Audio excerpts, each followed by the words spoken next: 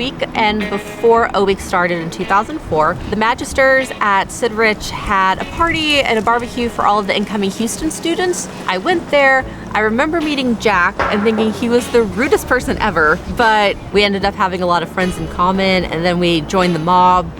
The mob thought that we were flirting with each other at all points of the day, but neither of us would admit that. So on the first trip of the year to the University of Texas, they made us sit on the bus together, and at some point came over and started singing Kiss the Girl, which was very awkward. But then he ended up asking me out on our first date. Facebook was new. You still had to have a university email address. Claire had mentioned how she had never been poked on Facebook, so I poked her on Facebook. And then she poked me back, and I poked her back, and I think it went on for a good 6 months of continual poke war. No, we started dating a month into that. Oh, we started dating earlier, but that poke war went on for, I think, 6 months. Okay.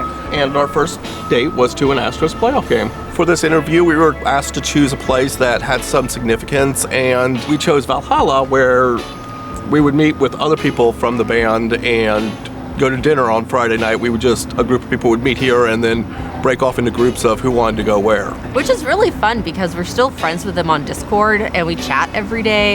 And it's really that core group of people who we used to do dinner with every Friday. And our son was very upset that Old Sid was torn down because we'd been pointing out to him, look, there's where Mom and Dad have met.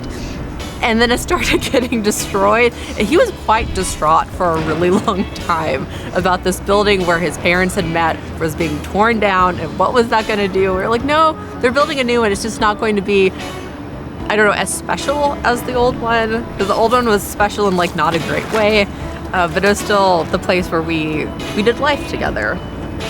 Old Sid had its quirks, and I think there was a shared suffering of having to live there that what was bonding that the new Sid doesn't have. My favorite memory, aside from meeting him from freshman year of college, is we had a friend who was on the Rice EMS.